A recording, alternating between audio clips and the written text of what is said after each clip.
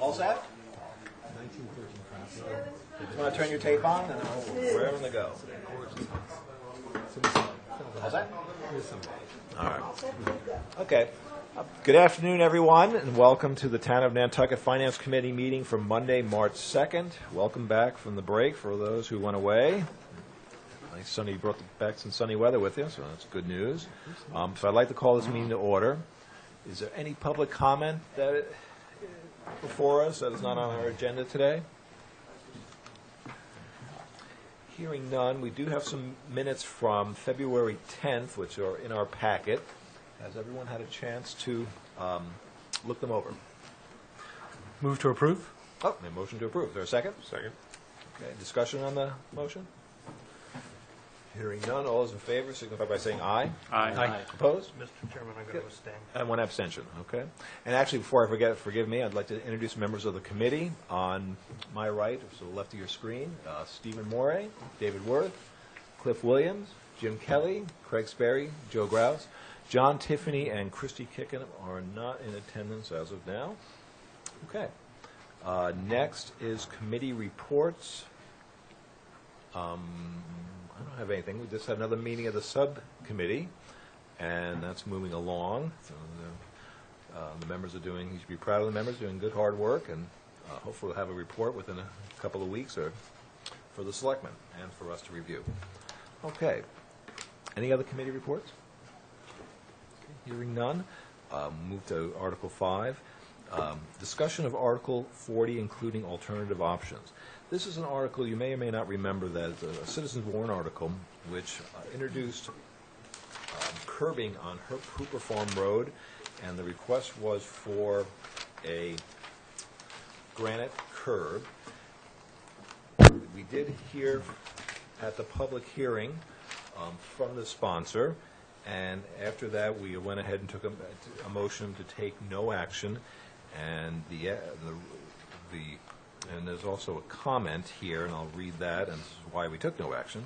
Hooper Farm Road and sidewalk are scheduled to be resurfaced by the Department of Public Works in 2015. Any improvements deemed necessary may be incorporated at that time.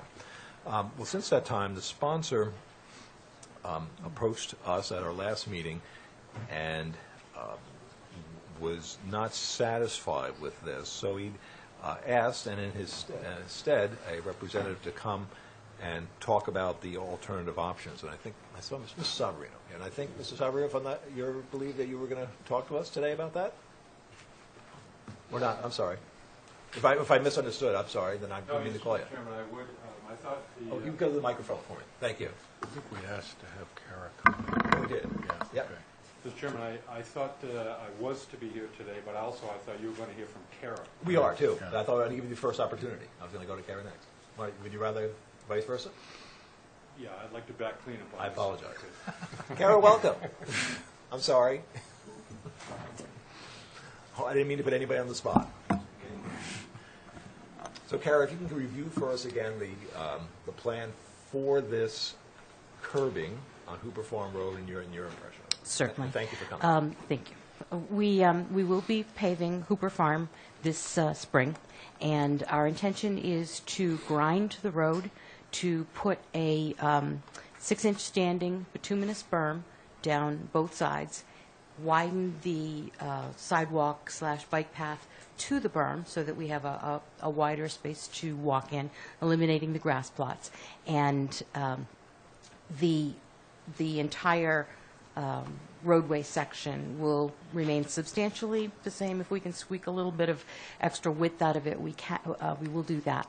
But our intention was to do bituminous berm as opposed to granite berm. It serves the function of keeping the plows in the roadway. It eliminates the falling off the bike path complaints that we've had from other sloped situations. And the granite, in my estimation, is $10 versus $100 a linear foot, and just not worth doing that at this particular location. Okay. And the cost would be close to $250,000. $250,000 for the granite versus Curbing, yeah, granite curbing alone. Okay. that's good. Okay, all right, thank you very much. Craig? Okay, so the difference, I didn't understand. The $10 is for the asphalt and the $100 is for granite? Granite. Thank you. Steve?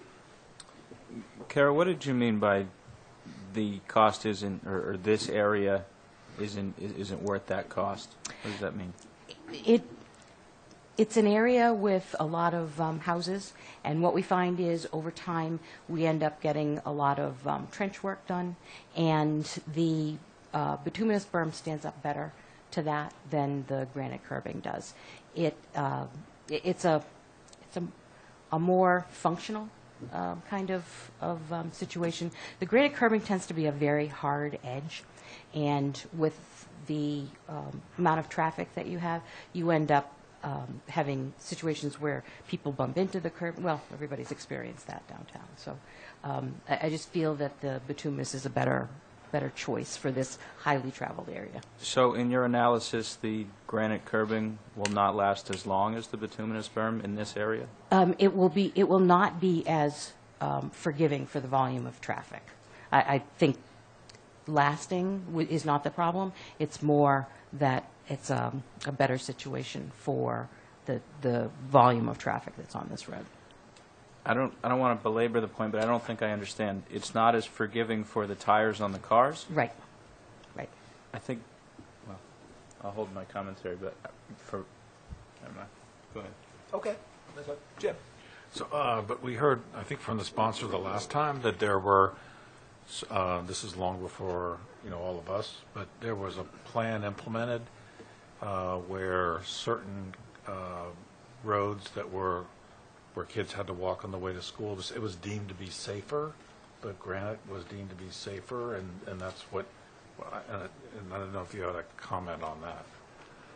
And that's why they put that's why the granite curbing was put on the drives, like Vesper Lane. I'm not sure, like Vesper Lane maybe, and some other. I'm not aware of that. Okay. Okay.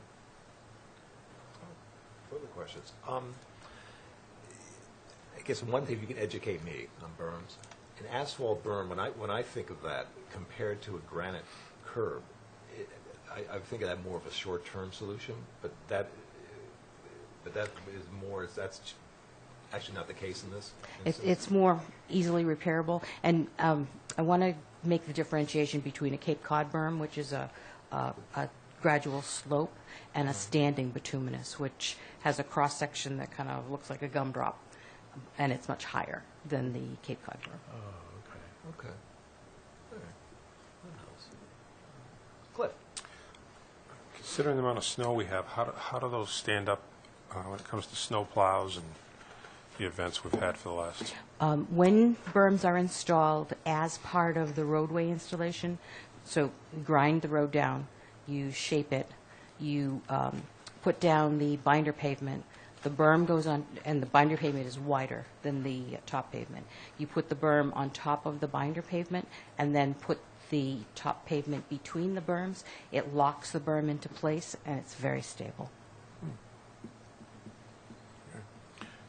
Jim? So so you said that the berm was 6 inches, and then how thick is the top, whatever you call the top layer? The reveal is 6 inches. It's the actually reveal is 6 it's actually inches. 8 inches deep. Okay, so it doesn't, okay, I just wondered if the top mitigated the size of the berm. Okay, thanks.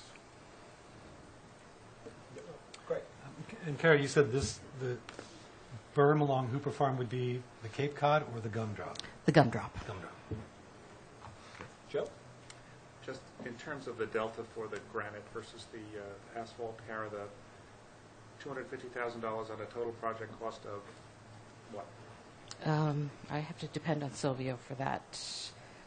Do you have a total cost for the whole project?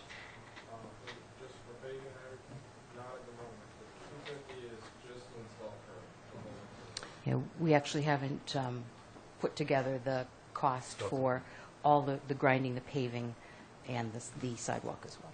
Okay, so the asphalt curbing then would be, if it's 10 to 1, it's $25,000, so to speak, $250,000 for the granite, but to repave and grind the whole road, I mean, is this a Sev- project that's... Several $100,000. Several $100,000. So the question is to me, is the 250 a 10% premium on the whole project, or is it a 30% premium on the whole The project? cost of the entire project is, I would say, bald-faced guess, about $300,000, so it would be almost half. Almost, okay. That's helpful. If this committee were to recommend a granite curbing, we would need an appropriation, and the appropriation number would be $250,000. Yes. Okay. I guess sort of a general question. Is there a thought to have granite everywhere down the road, or is it asphalt here, granite there? Is there an overall thought how things are going to look down as time goes by? Are we going to achieve granite everywhere? Is that sort of the idea? Originally, there was a pavement management plan done in 2008, I think. And Silvio and I have been working towards updating that and creating that information. So rather than speak off the top of my head, what I'd like to say is that we're moving towards getting the pavement management plan completed, and that will be all outlined. And it's based on usage and volume and with the pavement and with the right-of-way, and there's a number of variables that factor into that. So in the absence of that plan, what did you use as your criteria for using berm, bituminous berm versus granite? The width of the right-of-way and the volume of traffic. And the fact that we want to get the sidewalk/bike path within the right-of-way. Do you know where the Hooper Farm Road was in the original 2008 plan? I would Is that have to something look. you can look it up? Yeah, I Look would up? have to look that up. Okay. You can do But that. did you, I don't know if you looked, okay. I think that'd be good to know. Cliff? Is the 250 for the granite curbing also included, did we back out the $10 versus $100? Are we backing the other curbing out? Obviously, because if we put granite curbing in, it's 250 on top of what would already cost for the other berm, too? Yes. Okay. Oh, no, I'm sorry. It's either or. Either or. So it's an additional 25 versus additional 250. Right. One other question I have, the sponsor in the article mentioned Vesper Lane, and I guess the desire was to do something similar to that. And I guess my question comes into, is that the berm versus the curbing, if you were going to do Vesper Lane all over again, would you do the berm there now? Is that more the state of the art, or more what is being done regularly? That has some different criteria in it. The sidewalk is very narrow there, and the pavement width is much wider. So you don't have two cars right on top of each other with two impenetrable barriers on both sides. So the width of the paved surface is different in that situation. Okay. All right. Any other questions? Okay. And then I'll look out to the audience. If you Mr. want to make it. Chairman? Oh, I just I'm had sorry. one more.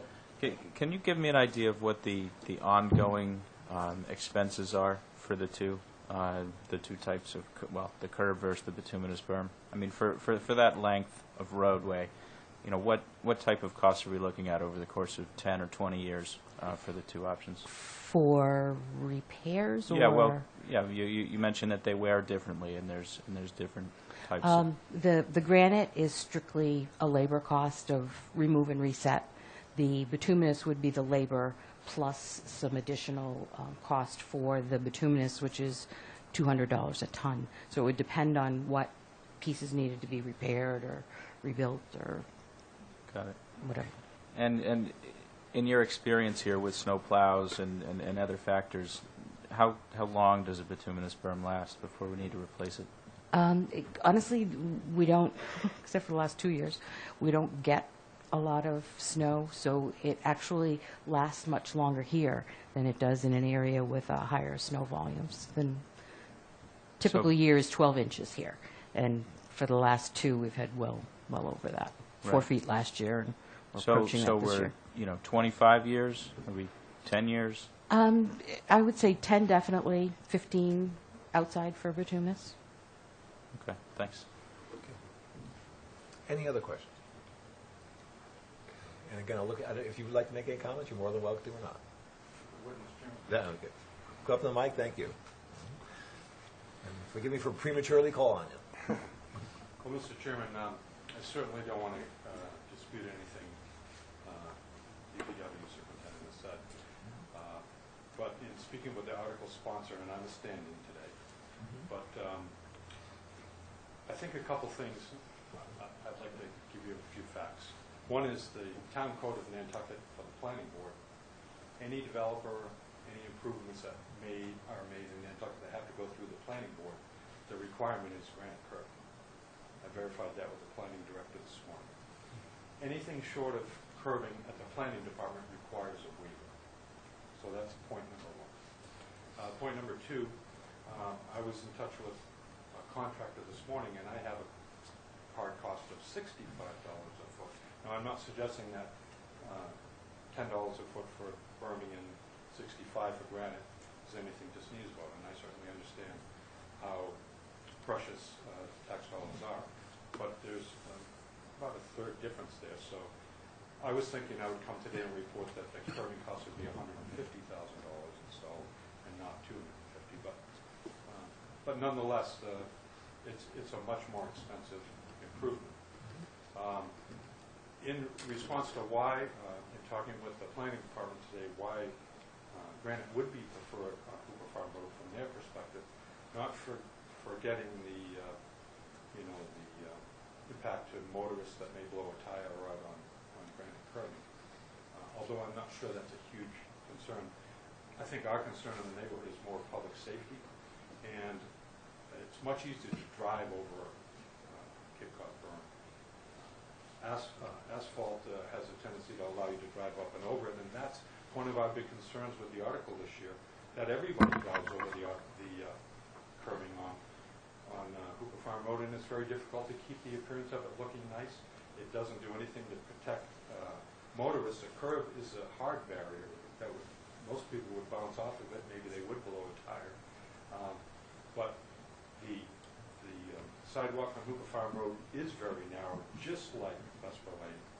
And in talking with the planners, that's why you put a granite curb in, because if you go to the corner of the street I live on, Trotters Lane and Hooper Farm Road, there is no difference between the sidewalk and the street. It's one on top of the other.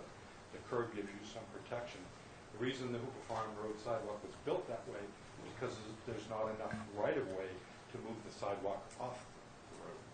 So the article sponsor, who I'm representing, stands firm that he would like to ask that you all support the granite curbing. He thinks, and I agree with him, that granite curbing was chosen by the town as the planning board's preferred curbing because it's once and you own it forever. And I hope that you will all see the wisdom of doing that as well. Thank you. Thank you. Any questions? Okay. Any comments?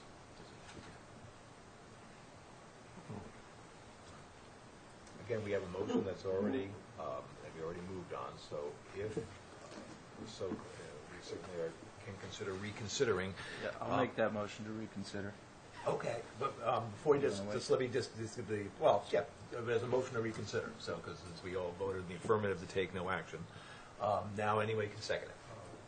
A second. Okay, so now, the motion is to reconsider, so that if this motion passes, then we're back to square one with this.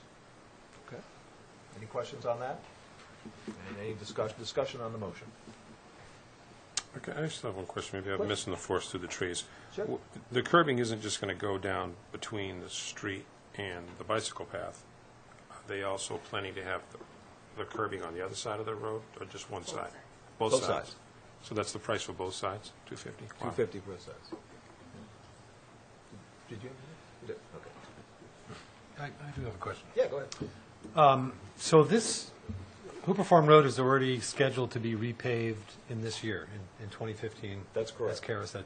So what we're really deciding here is whether just to add granite curbing or not. That's correct. Yeah, so we're looking basically at whatever the cost is going to be, 150 or... Well, we would put an 250 or- appropriation of 250 if we go that way, and then up to you. Yes, Garrett? I'm sorry, I misspoke. The 250,000 is for one side of granite curbing. So for both sides, it'd be 500,000, and not to be a plan, just one second, not to be a planner, but I would assume we would want to do both sides. The bituminous will be both sides, and Oh. Okay. Well, please go. Tim? Okay. Thank you. Mr. Chairman, the article submitter isn't looking for granite curbing on both sides. He's looking for the sidewalk side. There's only a sidewalk on one side of the Ah. That's what he's looking at, curbing. So then, a gumdrop berm on the other side is acceptable Yes, and not include, so it's just the sidewalk side? correct. Okay. All right. Yeah, go ahead. And Yeah. just while I have the microphone, I Sure. should have said this, my Yeah. apologies. I thought the discussion at the 19th meeting in February was that the committee went ahead and made a decision thinking that the sponsor and the DPW were in agreement. And I just would point out that that isn't the case. Okay. Thank you. All right, thank you for that. All right, so we have a motion to reconsider, and it's been seconded. Further discussion on that? All right, well, all's in favor of the motion to reconsider Article 40, signify by saying aye. Aye. Aye. Okay, Aye. I mean, opposed? Opposed? One opposed. Okay, so that motion carries. We're back to square one. And so I would be willing to accept the motion at this time, or we can put this on until a few days, and we want to ponder, we can do it later, at a later time. Jim, then Craig. I don't have a motion, but I just was wondering about that waiver part, and if that's something we need to do a little more research on, about, does this require a waiver? Because the planning board, according to Mr. Savarino, has a, they're going to for new development, they're going to granite. we maintain minimum town standards, and the minimum town standards has no berm, so we're actually going above and beyond. We don't, Right, but it sounds like meet the the planning, subdivision the standards. planning department has some rules and regulations for new developments? for subdivisions, For new subdivisions. Okay. Oh, subdivisions? Okay. Not town roads, subdivisions, okay. Okay, but I guess it's, we have one group saying this is the gold standard, and another group saying we can do something different, and I'm not sure that's a good thing. Not sure either. Craig? And I guess I have a concern where now we're talking of having granite curb on just one side and then the asphalt berm on the other side. I guess I'd like to hear from planning if they're okay with that. Mr. Savarino, you said that they look toward granite, and if that's supposed to be on both sides of the road, because now we're getting into a different thing. So I'm wondering if we shouldn't get some input from planning before deciding. That's fine. Carol? I would have to say I do not suggest bituminous on one side and granite on the other. Either go all or nothing, yeah. I understand. Okay. Well, we can certainly get some input from planning and to discuss this. Because again, we have time, and we want to be sure that whatever we adopt has been thoroughly vetted. David? Yeah, I have a couple of concerns here with what we're talking about doing. First of all, we have a recommendation from our DPW director on what to do, and I'm presuming it's well considered for the variety of reasons that she laid out, ranging from cuts into the road to the width of the road and the like. And so I am hard-pressed to substitute my judgment for hers. She's the professional in this. And the second is, I just wonder what kind of precedent we're setting, which is that anybody who wants to have granite on their roadway, if they can't get satisfaction from the DPW, then turns around and petitions the town to spend the money. If this is successful and it is voted at town meeting, it seems to me that it's a precedent to spend whatever amount of money it is the next time one of these comes along. And I don't see it in conflict with the rules that the planning department has about subdivisions. I mean, as we develop new areas, it's absolutely appropriate to require that a set of standards, as I think historically we have on our subdivisions, be put in place. So I'm loath to, which is why I voted not to reconsider, but certainly we are doing that, but I'm loath to get behind this motion. Okay. Or a perfected motion? Nothing yet. Okay. Any other comments? I guess I have one question. Can this be subject to some sort of a betterment type of thing? No. Okay. That's good. So thinking of options. Okay. All right. Why don't we do this? Why don't we conclude our discussion for today, and I will be in contact with the planning, and Mr. Forrest has to come back to talk with us, so we can discuss this and get his take on it. Does that sound? How does that sound? Sounds good. Okay. All righty. Thank you for coming, Mr. Savarino, presenting that. Appreciate that. And we will put this on the agenda probably next Monday or Tuesday. This will be back on to discuss further. Well, we'll be one of those 2 days will be on for sure. Okay. All right. Moving ahead on the next article is a review of Articles 89 and 90. And Mr. Chairman, I need to recuse myself from this. go ahead. Yeah. I understand. And what I'd like to do now is to introduce the sponsors of the article, the Board of Selectmen. I see that Mr. Atherton, the chairman, and Mr. Miller here would like to chat with us. Sure. You guys can, Tim, and just let us know what your intentions of this. May make sure we're on 89, 90 now. That's correct. I want to make sure I heard you properly. My name's Rick Atherton. I'm a member of the Board of Selectmen. I'm not here speaking for the board as a whole. Okay. I'm speaking as a citizen, but I did have an interest in placing this item on the warrant for the town meeting.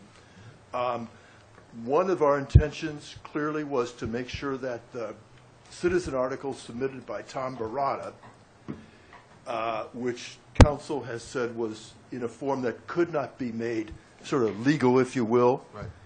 So that the putting this article on the warrant in a way that is legal made the question of whether or not a portion of Mill Hill Valley could be used for the hospital in a form that town meeting could act on it if it desired to do so. And I think that's the primary motivation here. Bruce will talk for a minute on sort of beyond that, but I think that's the original intent of putting the article in. And I think it's important that you note the amount of acreage included in the article. Your original map for, I think it's either 89 or 90, one or the other was incorrect. And it's not, and I think those maps are posted on the town website and filed at the clerk's office. A correction is going in for that map, if you'll look at it. The map that is correct shows really a limited amount of property that's covered by the article and by the zoning change. So there are two articles that have to be passed here. I want to mention one other thing, and that is that if you entertain a positive motion on this, it would be good to consider removing the section which refers to the water company property as an offset. Under the state, Chapter 97, usually you have to have, 3-to-1 and sort of offsets and so forth. But we're not sure, first of all, whether or not there will be a positive recommendation of town meeting, so we don't need to refer to a specific area in this article at all. That can be addressed later on. The state does have the power to authorize Chapter 97 changes without any land offsets, if they so choose. I'm not saying that that's a common way to do it, but it's a legal possibility. Okay. So that I think that it makes clear the possibility of using the property without the additional burden of the article having to deal specifically with offset property. And not to put you on the spot, but you're saying delete, I'm looking here, and further to satisfy the Executive Office of Energy and Environmental affairs, no net loss policy, transfer the care, custody, and control of the land located at 1 Milestone Road. Yeah, Is that- I don't think it's necessary, and I haven't talked this over with others yet, but I am aware that I have talked to town council about this, that removing that, I think, makes it separates issues, okay? It says Mill Hill and a possible use of that property could well be in the community's interest. We don't know the hospital's plans, but it could be. And I think to the extent that gets confused with the selection of an offset, if one is ever necessary, gets other issues on the table that are unnecessary. Again, if you have a favorable motion, town council could draft a motion of the FinCom. They can narrow things. They can't expand the scope of the article. And that would be a recommendation that I suggest you consider. And then I could also town council could have that motion readily available. I pretty think soon. he could do it very quickly, yes. Okay, I'm looking at this. Okay, great. Any questions from the members before you sit down? David? So, Rick, if, I follow along the argument that maybe we don't have to do an offset. What if we have to do an offset, then what do we? We could always do one later on. If we have to come back, I think there's a way to accomplish that, but I don't think it's going to be necessary. I really don't. No, but I mean, Yeah. I'm trusting your judgment on this, but if we had to do an offset, do we end up getting into some sort of bureaucratic dance that slows up the hospital? It's a possibility. It depends how the designs, if the hospital ever chooses to use the property. Again, I think Bruce might want to address you about sort of the flexibility and the issue here is that this is permissive, not mandatory. At least I'm not representing the hospital has any intention of using the property, but I do know that when planning gets underway for a scope of this size and for a hospital that's providing, 40% more services than it did 5 years ago, I think to have limits that may not be in our long-term best community interest are what we're addressing in this article. And I just don't think it's going to be helpful in the long term, so. Okay. Mr. Chairman? Rick, beyond the offset, there's no other financial considerations involved here? Well, I don't think so, really. I think the intent is clearly that, and this article, I believe, tracks the Barada article. It talks about leasing, so it's not talking about transferring the fee of the underlying property if the hospital does decide it's helpful. There's not really much financial impact. I mean, you got to think about that. But the property has to be maintained now maybe by the town. I mean, I don't think that's a consideration, so. Sure. Thank you. Okay. Bruce, step up. Thank you for coming.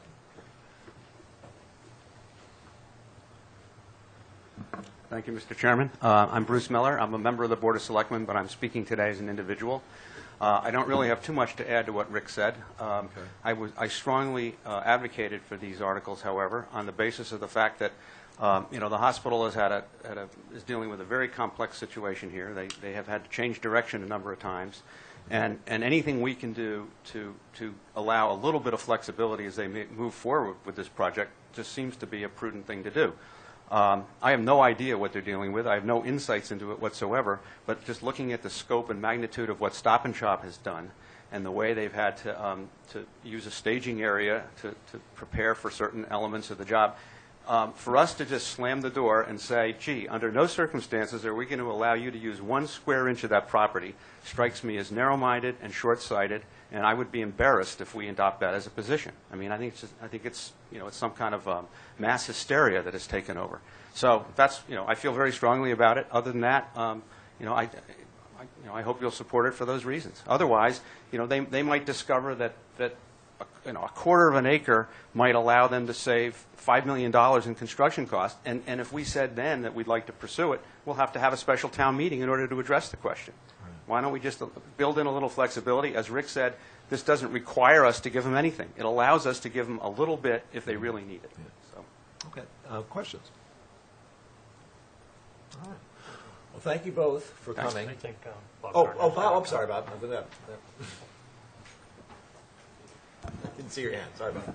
Thank you. Bob Gardner, Wanacomit Water.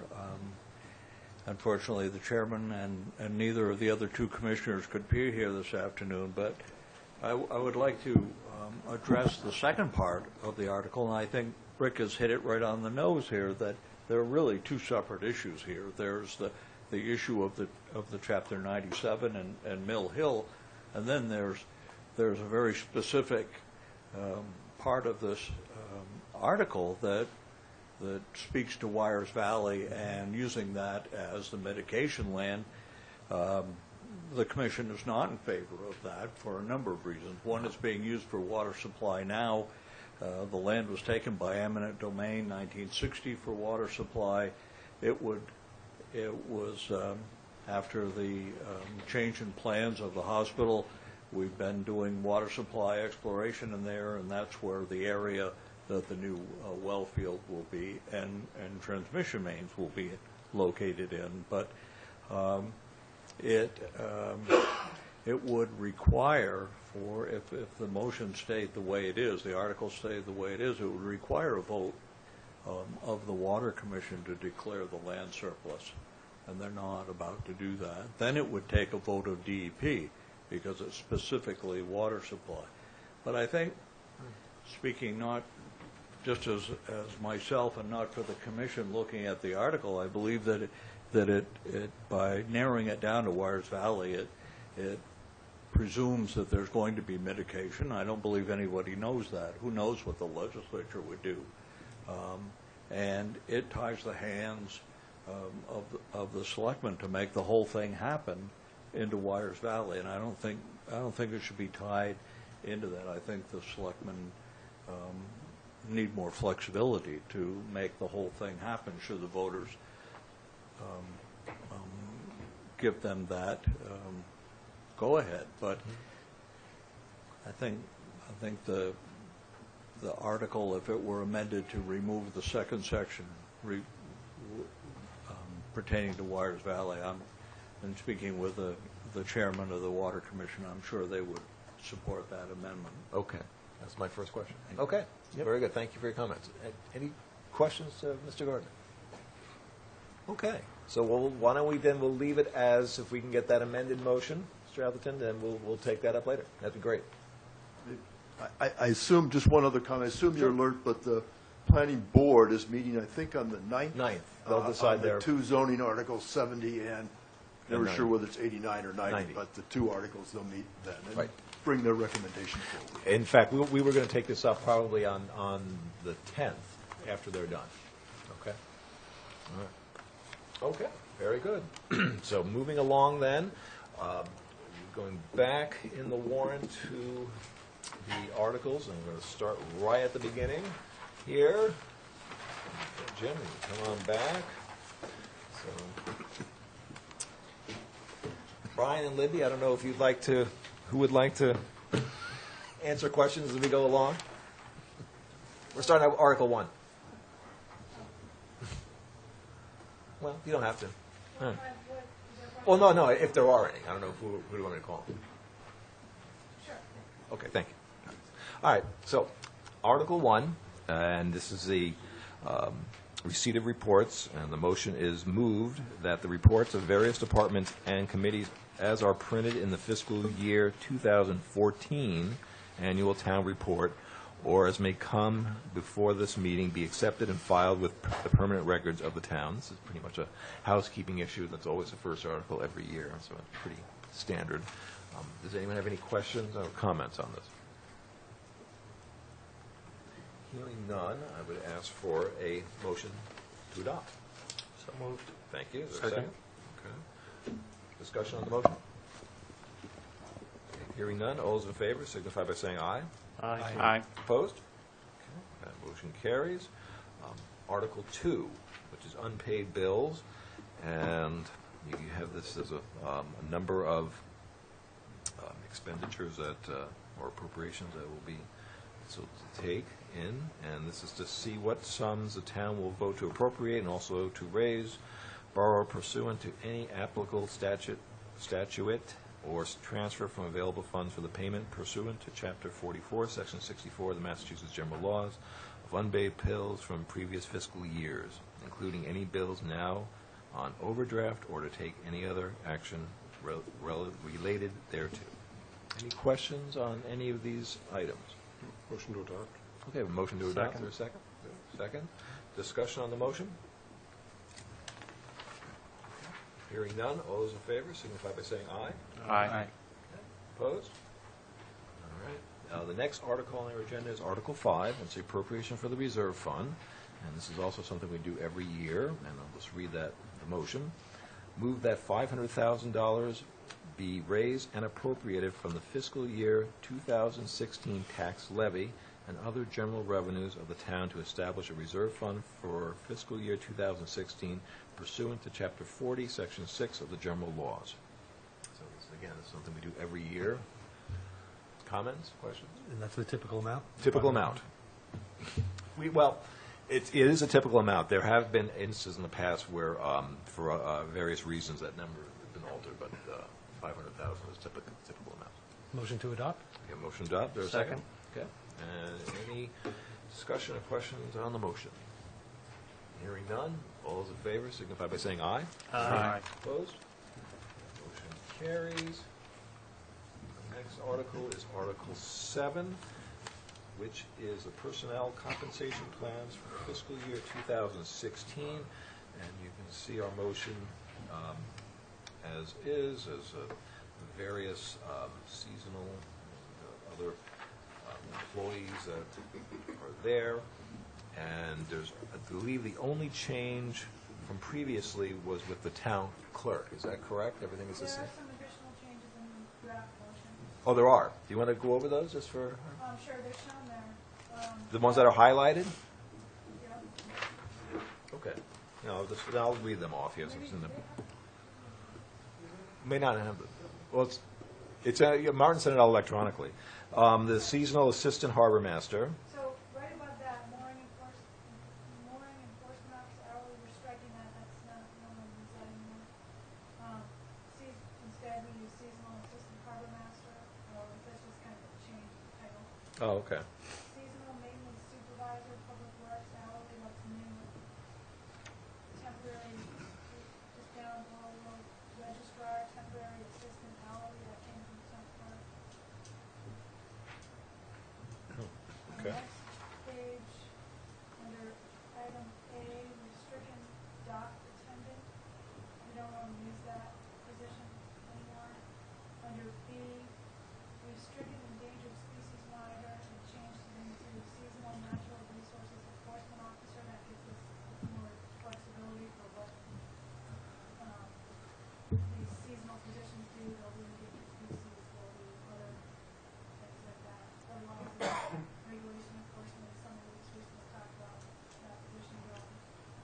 Seasonal, under C, seasonal permit sales clerk. I guess we didn't have this in here, although there are seasonal positions to sell permits here in the building. Should have had it in. Question. Yeah, David? Libby, why didn't we, under C, get rid of the endangered species monitor supervisor if we're getting rid of the endangered species monitor? That's a good question. Let me find out about that. You might need a supervisor type, but it could be seasonal natural resources enforcement supervisor. I'll have to look into that. Under D, we're striking pump out boat operator, not because we're not doing that function anymore, but because it's covered under, some of those.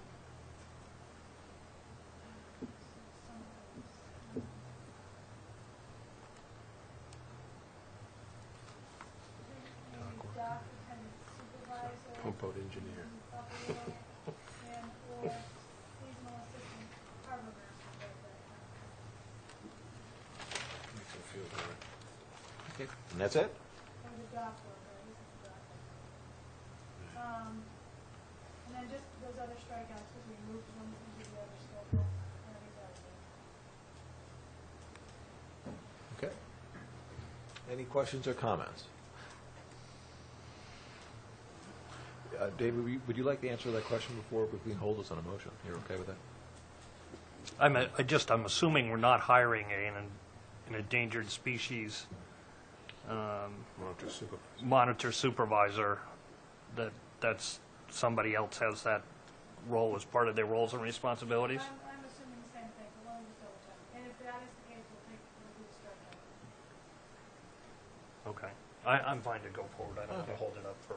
All right, that's fine. I think it's pretty straight. Stephen?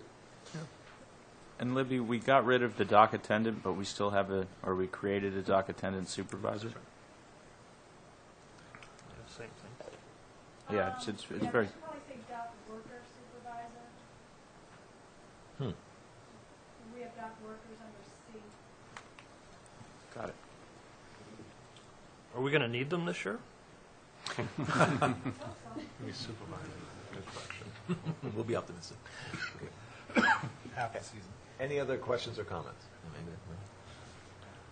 All right, if everyone's comfortable with the motion, again, this is an article that's every year, and these are just the changes that, for this year.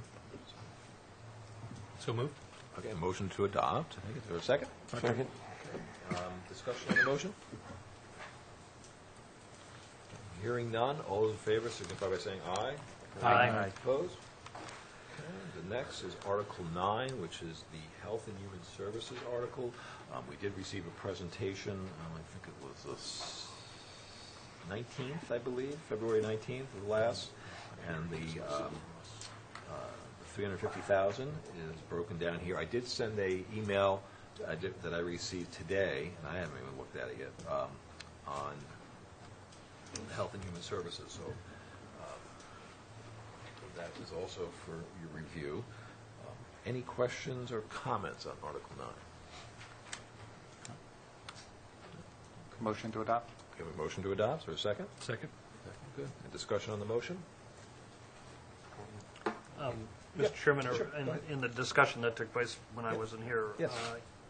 Was Children and Family Services, everybody comfortable that they're... Yes, I should have brought that up. I meant to say that, because that was a big concern.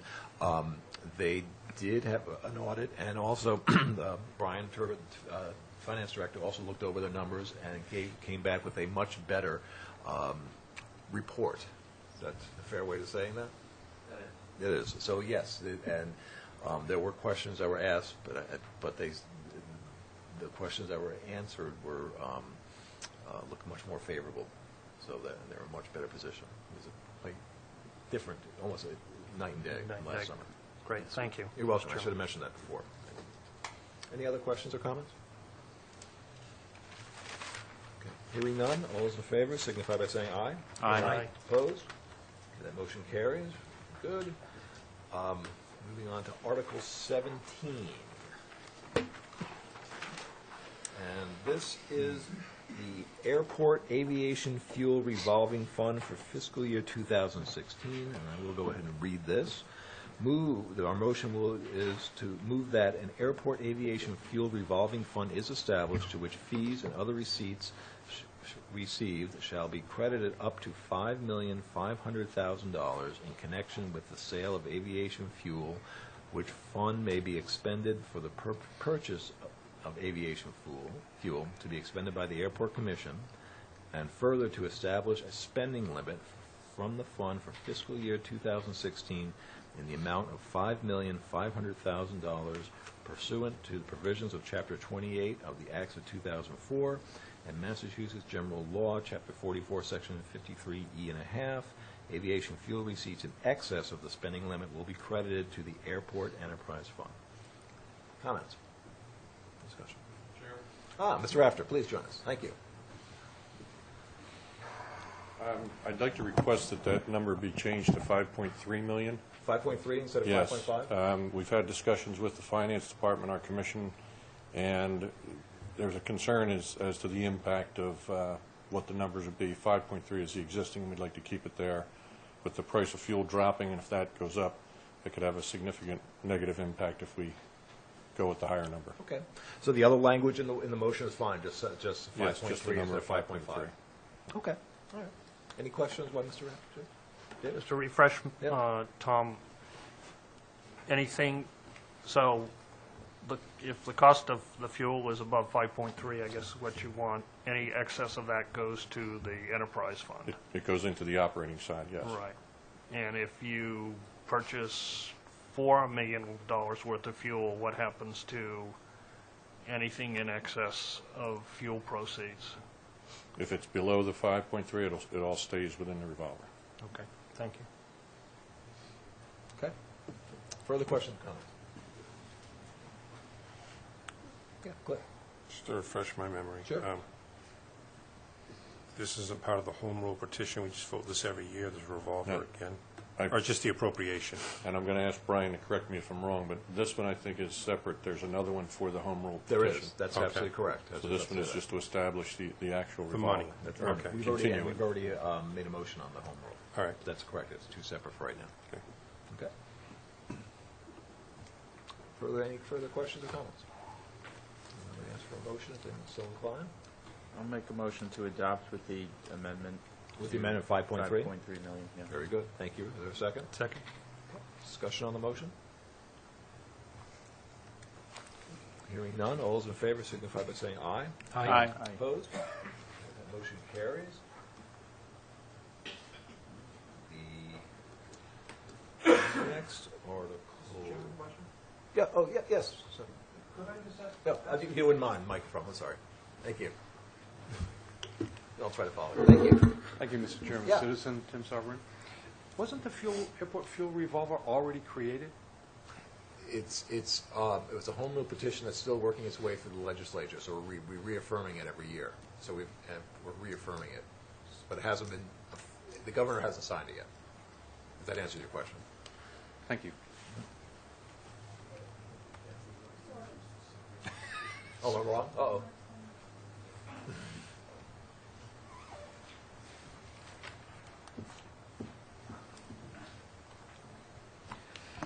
Thank you. The article, actually, this revolving fund has to be reauthorized every year. So that's, every year we have to reauthorize the fuel revolving account with this limit in it. So the home rule petition actually exempts us from one of the statutory limits, but this revolving fund has to be reauthorized every single year by a town meeting vote, excuse me.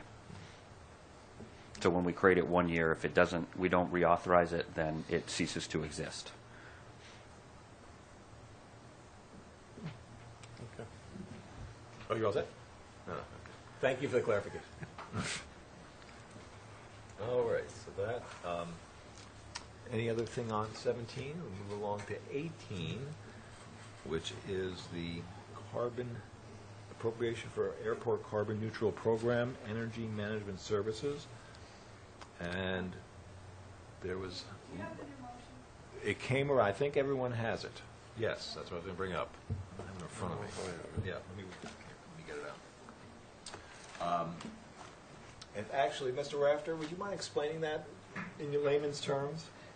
I don't want to botch it.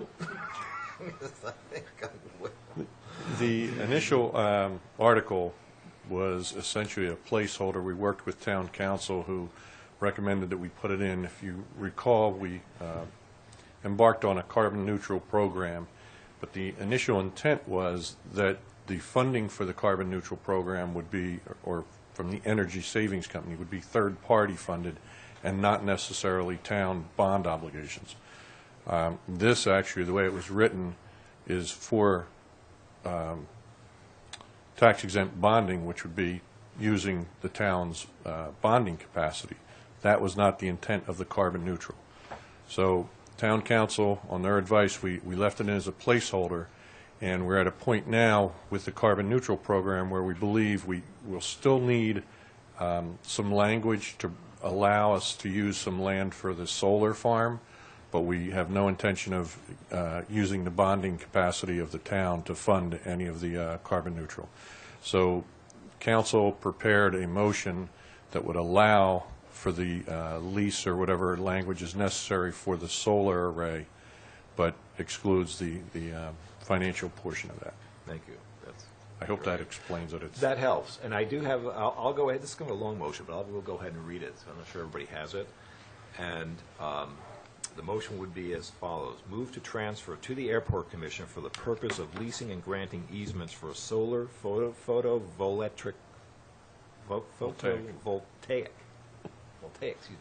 facility, the care, custody, and control of a portion of airport property located at the intersection of Bunker Road and Mataquechum Road, consisting of approximately 9 acres and an additional site for future solar array consisting of 15 acres, as shown on a plan on file with the town clerk, which property will continue to be held for airport purposes and such other purposes for which said property is currently held, and to authorize the Airport Commission to enter into one or more leases of such portion of its property for photovoltaic solar facilities for a 20-year term commencing on the date on which the facilities achieve commercial operations, and to grant such access and/or utility easements on said portion as necessary or convenient to serve said facilities, and to further to authorize the Airport Commission to enter into one or more energy management services agreements,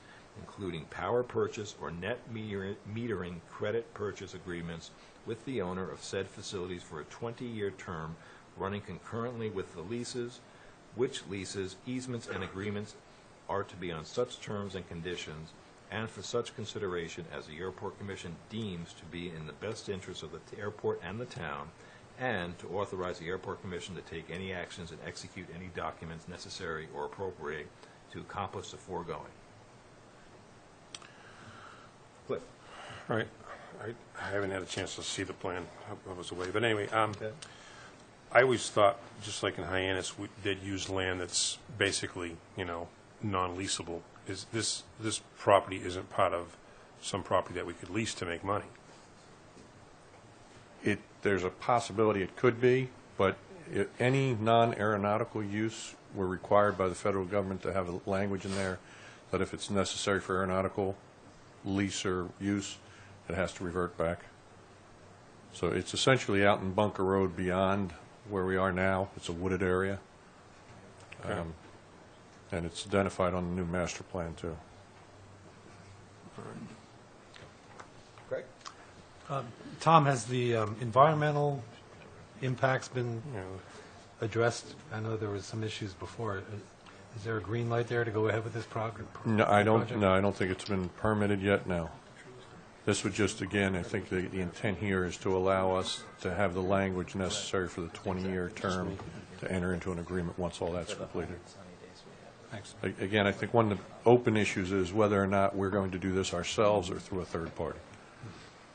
Jim? So if this was passed by town meeting, does the Finance Committee have another opportunity to review the lease and the pro formas and all that kind of stuff? Or how does that? I don't think we do. I don't know the answer to that. I'm looking at it, Libby and Brian and at Rick. I think that goes to the selectmen. I think the next step. If this passes town meeting, that the finance, we would not have any more, it'd be in the chain of command here. It would be the selectmen and the Airport Commission. Yeah, I'm not sure. Oh, okay. My name is the selectmen. Certainly the airport. So I guess my Rick? concern with that is that, I think this, I think we have an obligation for all the funds for the town, including enterprise funds, and I'd want to have some ability to review that and make sure it makes good financial sense. Okay. The business plan of it. Yeah. Rick, yeah, thank you. Again, Rick Atherton, I think Mr. Kelly's comments are right on, and I think a level of vetting by the town's finance director, who has oversight of the airport in any case, to make sure the financial implications of the deal make sense for the community as well as for the airport, is probably a good process to go through. Okay. All right. Thank you. David? Yeah, a little bit of a variant on Jim's comment, but first of all, I think this is a great program, and I hope you can accomplish it. I personally would like to see language in here which would indicate that no town or airport funds would be used on this project.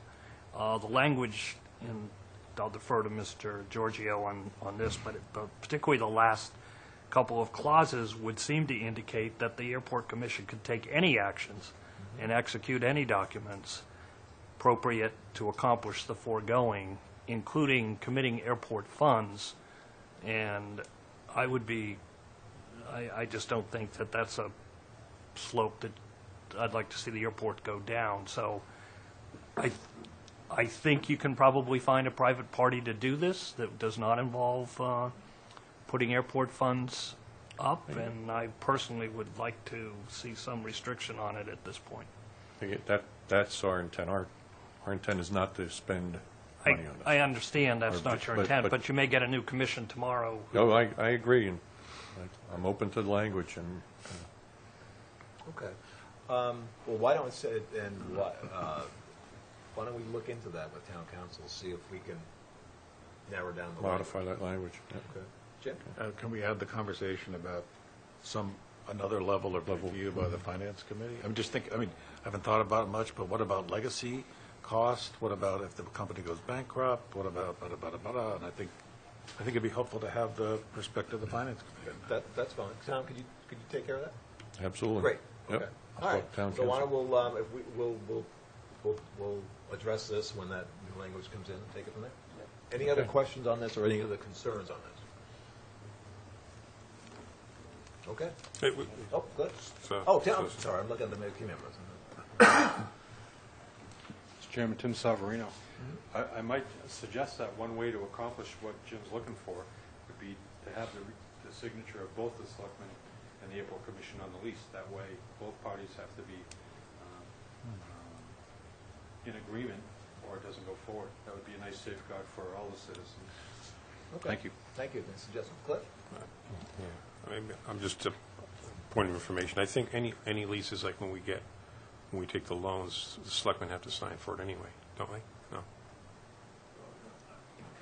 Rick? You might want to, excuse me, you want me to check with Libby, but in general, the Airport Commission has the authority to enter into contracts. And to the extent this is a contract, it has to meet whatever other levels of approval are required. But as I recall, we don't review at the Board of Selectmen level their contract for outside lawnscaping services, for example. For our own contracts, we do. So there is a definite difference between the Airport Commission and the board in that regard. Any other questions or comments on this article? All right, so we'll bring this back next week, maybe? Do that. And so then we'll take it up there. And you'll talk to John. Yeah, I will, yeah, we'll make it, Tom, that's my, yes, yeah, Yeah. yes, we'll get something and see what he said. All right, okay. The next article is Article 19, which is the appropriation for the ambulance reserve fund. And the motion is move that $390,560 be appropriated from the ambulance reserve fund for the purpose of purchasing ambulance-related equipment, including but not limited to extrication collars, backboards, and other emergency equipment, oxygen tanks and refills, blankets and other linens, bandages and other medical supplies, fuel, repairs, and maintenance for 3 ambulances, and other such related costs to operate the town's ambulance services, including up to 4 full-time firefighter/EMT positions. All expenditures to be made by the fire department, subject to the approval of the town manager. Comments? Oh, Jeff, yes, sir. Why is this a reserve fund instead of just budget items? I'm going to let Brian or Libby answer that question. Why is Why, I just sort of curious, why is this structured as a reserve fund as opposed to just having it being in your operating budget? Is there some structural or financial benefit? It's just something I don't know about it. It's allowable by Mass General Law. Most towns will have an ambulance reserve fund so that the ambulance receipts go in and are used specifically for the ambulance expenses. It's the key, I guess, to I mean, I remember when Mark was here, there was some issue about the 4 positions are in this as opposed to being in his budget too, and I don't remember his answer, but, I think his answer probably was that the ambulance reserve is also meant to cover future expenses for the new ambulances as a way to fund them without question going forward with the replacement schedule. And there's been traditionally money available in there above and beyond that. So several years ago, maybe more like 10 or 12 years ago, the decision was made to also fund EMT firefighters out there because there wasn't room in the general fund for it. Okay. Cliff? Isn't it true, though, that we wouldn't be able to carry the money or keep the money there? It would have to go back into the general fund every year? Would that be the problem? If it was through in the regular operating budget, it Right. would all go to free cash every year. Right, so that prevents it. So that way, this reserve It's sort of, if it's unused, it sort of builds up. It Okay. builds up the fund balance, which is, right, which is how we get to the ambulance, and so on and so forth. And a point of clarification, the 4 full-time firefighters are already on the payroll. Yes. Those aren't new Yes. positions. Yes, they're in the plate. I guess so. Okay. Any other comments? And if not, would anyone like to entertain a motion? Again, this is an article we do every year, by the way. Sorry. So moved. Motion to adopt, or a second? Second. Okay. Any discussion on the motion? Okay, hearing none, all those in favor signify by saying aye. Aye. Opposed? Okay, that motion carries. All right, moving along to the next article is Article 23, which is the ferry embarkation fee. And this, the motion is move that $190,117 be appropriated from the ferry embarkation fee for the purpose of public safety protection, emergency services, and any other purpose allowed by applicable law. Comments on this? David?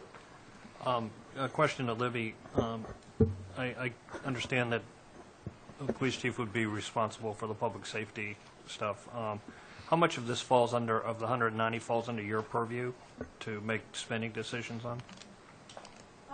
This basically funds the first Some- part of the community service officers. It entirely funds them. Whatever it doesn't fund is funded by the city's budget. So So it's 100% committed to public safety? Okay. Okay.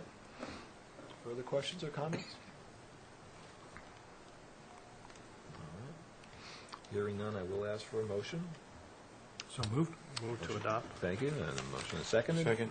Okay, discussion on the motion? All right, hearing none, all those in favor signify by saying aye. Aye. Opposed? Motion carries. Done. The next article is Article 24, which is the appropriation for other post-employment benefits trust funds. And as you may know, because this is in the third year that money will be, if we take a positive motion, we'll be appropriating to this fund.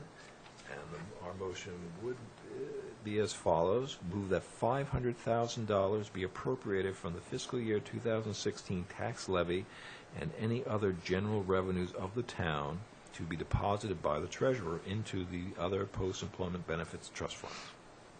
Comments? What was the figure again? $500,000. So I'll make a motion to adopt this article. Okay, motion to adopt, or a second? Second. Okay, discussion on the motion? And I think this will bring the trust fund up to $1.25 million before interest, okay? And Joe? Yes. how is it invested, Brian? Invested through Morgan Stanley right now. We are going to be putting the RFP out at some point to consider changing the investment advisor. Probably be coming out in the next couple of weeks. Further questions or comments? Okay. All those in favor signify by saying aye. Aye. Opposed? Motion carries. Very good. Next article is Article 25, which is an authorization to borrow for Easy Street bulkhead renovation.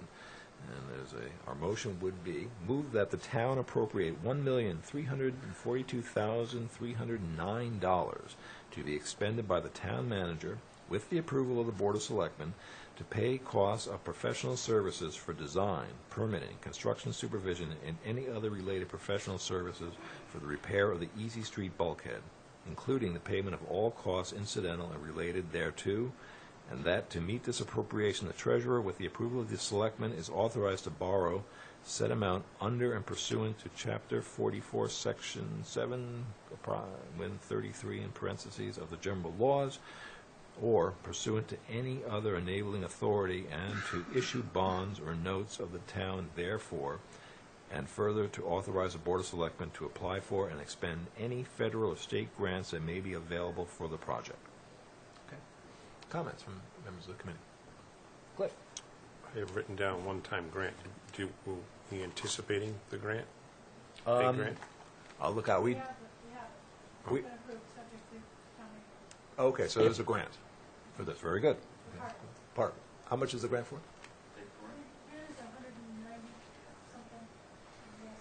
The rest is The grant's $188,000, and then the rest is the loan, which would actually be borrowed directly from the state at 2%.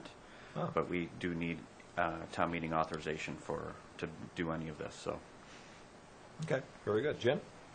So I'm sure it's buried in here, but I didn't see anything, any cost related to actual doing the work. This is all, it says professional services. Construction, let's see, design, permitting, construction supervision, and any other related professional services. So this Does doesn't that do, include this doesn't do the, this doesn't do the work, it's just professional services, because it talks about, It's intended for everything. well, it says professional service, I mean, construction costs tend not to be professional services. These are all soft costs, design, permitting, construction supervision, and other related professional services. Well, I guess we can ask bond counsel. He and town council gave us this language. Okay? So I guess I assumed it was satisfactory. I haven't Okay, well, I just, all right, maybe no one else sees that, I just saw that as a, So professional services, you would think would include construction, living? That's my understanding. Okay. I mean, certainly Rick, doesn't you have say any- like materials and right. Thank you. Yeah, work. right. Mr. Chairman, I'd just like to be clear. So we're borrowing the money. I understand. So we're not going to the municipal market. We're borrowing from the state. Usually when you borrow money, you got to repay the money. Usually. And at 2%. And I'm curious, just to make sure I understand how this works, are we repaying it within our budget, or a lot of our debt services are repaid out of overrides, so we're outside the budget? So I'm just like to be clear where the money's coming from to repay the money we're borrowing. Sure. The first payment would be actually due in 2017, and we have determined that we'll fund this through the normal operating, through the budget without a debt exclusion. Without a debt exclusion, okay. And it's not a whole lot of money, I guess $1 million, but it will have to be amongst those items that are contentious, so to speak. In other words, if by making that decision, you're reserving whatever amount of money on an annual basis is coming out of your Article 8 operating budget. That's correct. And you may not have that money available for more firefighters, or you pick the example. So it's just unusual. It's not that much, so it's not that critical, but it's nice to be clear on what we're doing. Jim? And maybe this is just a strategy question, but why would you incur debt and not just do, I mean, I can't believe I'm saying this, a debt service override? Debt exclusion override? Debt exclusion override. And why have it come, I mean, there's going to be some lean years ahead, and why have it coming out of normal operations? Both the debt and the repayment. That was, internally, we discussed it and felt that we could cover it in the budget and that it wasn't, it's approximately between $65,000 and $70,000 annually, so we felt that was, in the discussion, that was able to be covered in the budget, so that's why we chose to do it that way. Sort of a David, follow-up, and why Glenn? not from free cash? We could fund the payments from free cash annually if we so desired. I About mean, the that. capital expense.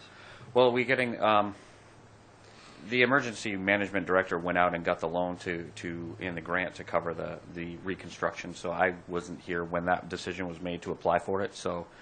No, but I mean, if we take the grant, 100 grand or whatever, 150. You can, it's not a one or the other, it's an all or nothing. So if we don't accept the entire 1.3 million, we're not going to get the 188,000 for the $188,000 grant is covering the design and permitting costs. The 1.1 million is covering the construction costs. We can't split it and say, well, we'd like to take the $188,000 grant, but we don't want the $1.1 million loan. So, not to do an easy rider on you, but why don't we take the grant, take the loan, appropriate it out of free cash, and pay it back the next day instead of borrowing? So I don't So know that take we the- can actually prepay. I'd have to ask MMDT if we could actually do it that way. I'm not sure, to be honest with you.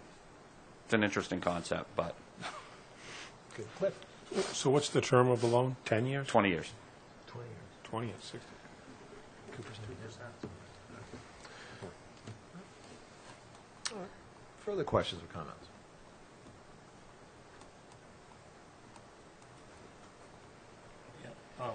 this doesn't go, how far on Easy Street does it go around onto protecting private property? Now you're getting outside of my purview. It's just right on that. So what happens when the water comes up over the, as you're looking at Easy Street on the left? The water from coming in, it's more to shore up the bulkhead, redo the bulkhead that's there and fix the sidewalk. The bulkhead will come up higher than it is now. okay. For the private property owners are going to have to do some work on their end as well. But everybody's cognizant of the fact that the water will come up around the edge of, I hope so. It seems so sort of are obvious, we, but that's not the purpose of it either. no, but if we raise it, I mean, part of it is obviously protect the sidewalks and, the overtopping. But then, particularly to the north or to the left as you're looking out into the harbor, I mean, that's, unless that gets raised, don't we just continue to? Well, I mean, I don't want to, I know you guys have thought about that. I hope everybody's thought about this, but it just seems, I think the abutters on the north has already done it. When the dock's higher.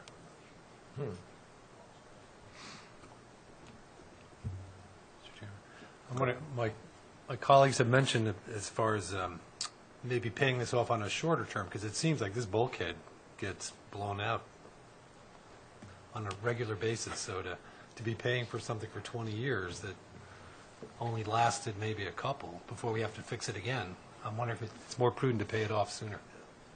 Mr. Chairman, I'd almost guarantee, and someone else can comment on this, but when the state's borrowing money, it sounds like they are, they're going to make sure you have the same terms that they borrowed it at. If they have prepayment penalties going out 10 years to get whatever deal they got, they're not going to let you prepay and get out of it. You're going to have the same terms they are. I almost guarantee it. No guarantee, but almost. Steve?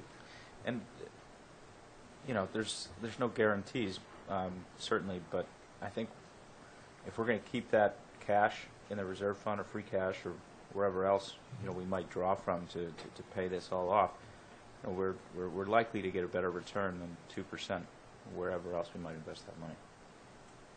It's something else to consider. So the options would be to forego the grant of $188,000 and just take it just go ahead and move forward with it as a capital expense, or to go ahead as this article is written, or motion is written. Is that correct? Mm-hmm. That is, okay. So, we don't have to take this up. If we want to give it some more thought, we'll carry this on later, or we can... Well, I'll make a motion to adopt. Okay, motion to adopt. I'll take that to a second. Second. Okay, and Joe? I was just going to add, recognizing Mr. Atherton's comments that this sort of chews up $65,000, $75,000 worth of the operating budget, certainly sounds like pretty favorable financial terms to me. I think it's lower than the cost that we borrow at directly, isn't it? 2%? Absolutely. So, yes, it is. Going out on our own in our advisors, for this small, we're not going to get I mean, favorable. I have to say, it sounds like a pretty favorable financial transaction from my perspective. Okay, good. Further comments? David? yeah, there's something about borrowing $1 million when we can afford to pay this that, we've got major capital investments that we're also looking at that are pretty significant. It strikes me that this is a worthy cause for our free cash, and that we just shouldn't be borrowing $1 million for a project like this.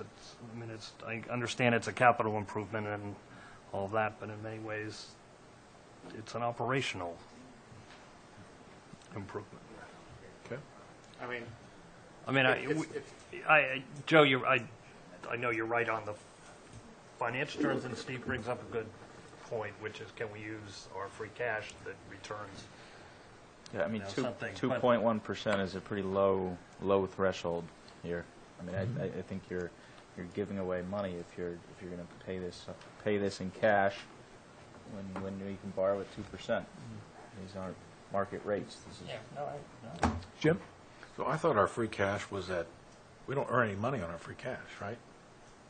Well, I mean, free cash sits in the bank, so we earn investments on all the money that's sitting in the bank. One thing to note about free cash is that there's going to be an article coming forward, I think, is it 111 or whatever the last article in the warrant is, Right. to authorize $1.2 million to cover the town, estimated cost for the town pier. So that is, while I certainly agree with the comment that we can afford this out of free cash, we do have a, as you mentioned, is it going to be open in time?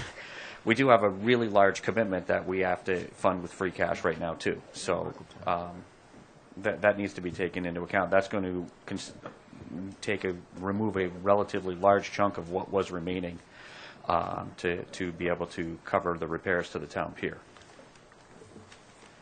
Okay, that's a good point. But you probably have an estimate of what you think our free cash is going to be, even though it's not been certified, knowing you? I do.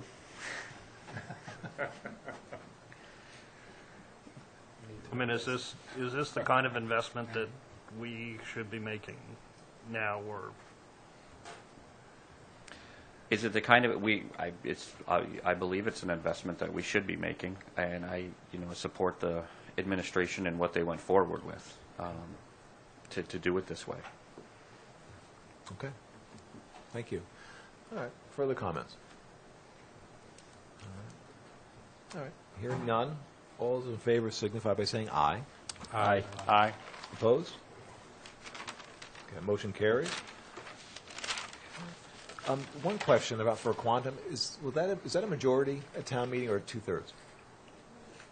Would that be a 2/3 quantum or borrowing? Yeah. It is 2/3. Okay. All right. Thank you. All right. That concludes the financial articles. The last thing that we have to do for articles are the sewer articles, starting at 71. There are some citizens there. And these are the articles that the Board of Selectmen has approved from the checklist as such that was given to them. Am I correct, Mr. Atherton? That's correct. Okay, let me make sure I got that right. Thank you. And so, starting with Article 71, and that is a bylaw amendment, the Board of Sewer Commissioners and the Siasconset Sewer District map changes. And there's a number of parcels there. And again, these have all been approved. So, why don't we take these one at a time? So, the motion would be move that Chapter 41, Board of Sewer Commissioners, Section 41-3B, Siasconset Sewer District of the Code of the Town of Nantucket is hereby amended as follows, and there's a number of parcels that you can see that which have two sections there. Oh, Mr. Atherton, yes, sir. Mr. Chairman, if I might, the vote by the Board of Selectmen the other night was related to whether the vote at town meeting would be 50% or 2/3.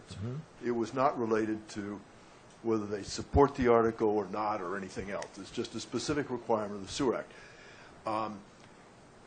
We have scheduled, as I recall, Libby, help me out here, to bring some of the related issues up at our workshop in a couple of weeks. And let me just mention some of those that are started a little bit at our meeting. One of you may be on the sewer work group. I'm not sure. Mr. Worth is. Yes, Mr. Worth. And if you'd allow me a minute to go through this, I think it's a financial issue that you need to understand, we all need to understand. So initially, when the sewer districts were established, the idea was if you're on, you're in, and that's how we established the districts. And since then, to get in the sewer district, you had to have a vote at town meeting. And for those articles to come to town meeting, they sort of had two sources. One is citizen article, so someone got 10 signatures and said, I want my lot or these 10 lots to get into the sewer district. They also sometimes came from town administration, known as the Board of Selectmen in the articles you're looking at now. And those, I think the importance here that the subject came up, who's going to pay for the line extensions related to putting these parcels into the sewer district. And over time, it was understood, I'm not sure ever actually incorporated in the minutes, but understood that a citizen article, it was usually clear who was going to pay for those line extensions. The citizens involved who would benefit from the extension of the sewer and cover those lots. So the largest one that I remember in the past several years is off of Hummock Pond Road, and that was approved after 3 tries. Maybe it got through, 3 years ago, I'm just guessing. Yeah. And I think if you've been around, you'll remember the dialogue that took place at the Board of Selectmen in front of town meeting about those lots. It's a substantial area, okay?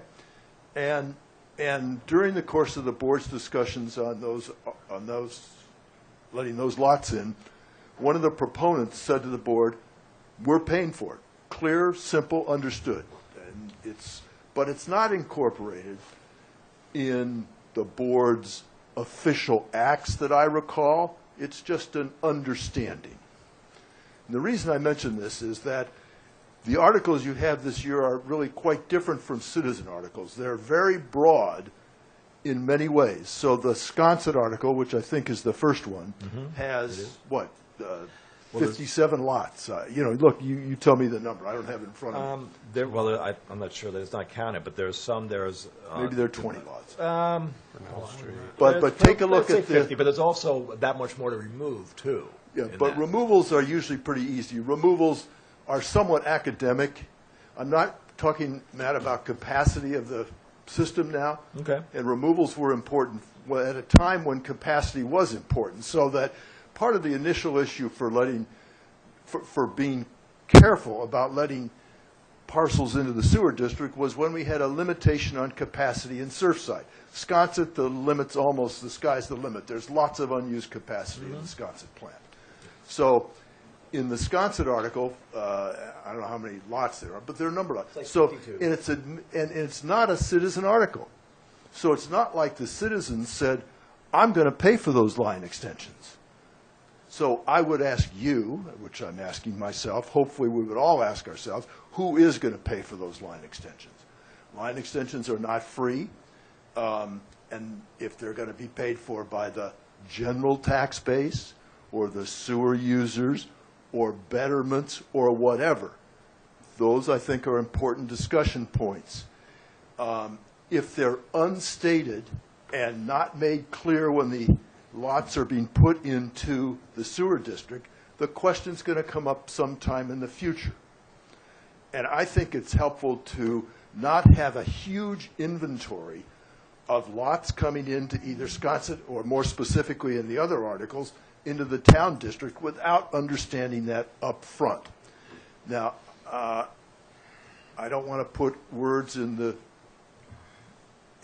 sewer work group, but I think there may be some concern that once you're in the district, you accrue certain rights. And I'm getting ahead of myself here, so I don't want to imply that. But I know that before the sewer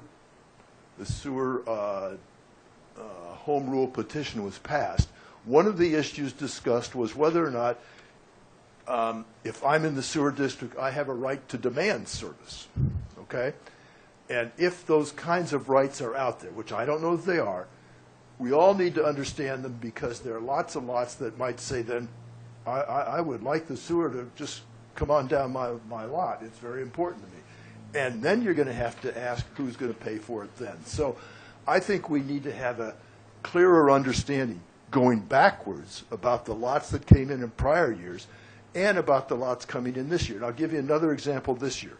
One of the articles before us is a citizen petition off at Tacoma. Is this Tacoma Way? Right. It's a 3-lot. A little road goes off. It's got 3 or 4 lots. And the developer has a citizen petition to put those lots in. I think that article is clear on its face. He intends to pay for that. There's a benefit to his the financial dynamics of his development to have sewers going along those, being available to those lots. We all understand, or if you don't, we can go through that, but there's a benefit.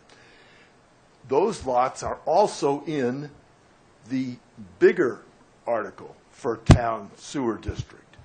And the idea is that you don't need to vote on the citizen petition, you just need to vote on the larger article. But I think that leaves us open to an unclear situation on whether or not that developer is going to pay for that or not, when there's no clear understanding of who's going to pay for those line extensions. And when you add all these up, you know, it may only be a few dollars for that developer, but there are a lot of lots in prior years and this year. And last year, you'll recall we had this discussion about the lots over on the other side of the state forest, the so-called Richmond development lots, or lots that are impacted by the Richmond development program. And I think the understanding, and maybe in a video of one of the meetings, is that the Richmond company would pay for the line extensions for all of those lots. There was some rezoning, whatever was going on. But it's, you know, to my knowledge, that's not in writing. Who knows what's going to happen? The Board of Selectmen changes, you change, things go on, people don't remember, and lo and behold, something's different. So I think there's a potential financial impact that we need to understand.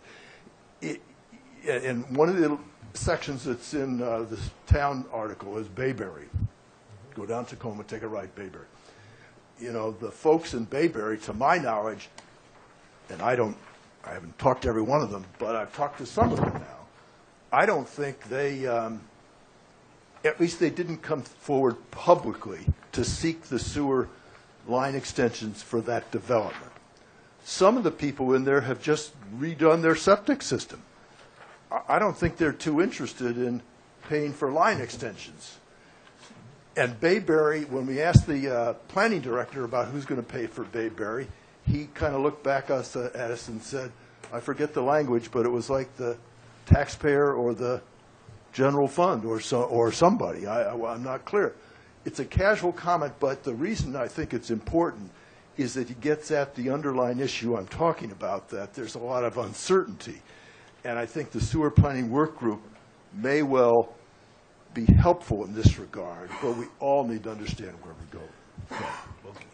Thank you for that. That certainly helps give an understanding. I have a question back at you. And I'm simple here. This committee has in the past deferred to the Board of Selectmen as a Board of Sewer Commissioners. And if you give a favorable approval for these articles, that this committee has gone along with that. And that still would be my assumption and intention. Is the other thought I had is, I suppose we could, in our motion, weigh in on the financial impact, but I'd be a little bit leery without having more information. I also think it's stepping on the sewer work group, and Mr. Worthy could. Yeah, I mean, there are different players here. Obviously, there are. The sewer work group has an assignment, but you know, their assignment, mostly when it started, was related to the needs areas, as defined by the CWMP. We have a plan. It says these are the areas which need sewer. They're the highest priority. And then we have other areas coming in. And are they needs areas? Well, no, they're not needs areas as defined in the plan. So they have different characteristics. Not that they might not be good for sewering. I'm trying to set that aside a little bit. And you know, I would say to you, sometimes these things sort of build up. They're not always clear what we're being asked to do or how we're getting involved here when they first come through town meeting. And I raise my hand for being, you know, one where maybe the questions we're asking now we should have made clearer, for example, on the Hummock Pond one over time. It was, I can't imagine anybody thinks they're not going to pay for that. However, I'm a realist, and they have not started construction. And one of the questions we might ask ourselves is, all those areas where we've authorized people to join the sewer district for the past 5 years or 7 years, how many have started construction? How many have been completed? Who paid for those? So, for example, there's a small one off of Darrymore Road last year that came through, And I think they might have already put that one in. That was very specific, understandable. Again, clear that the proponents were going to pay for that. But I'm just sharing with you as time goes by. So, Matt, I'm not sure of the answer. I think these things sneak up on us, and that's why I'm sort of raising the issue with you.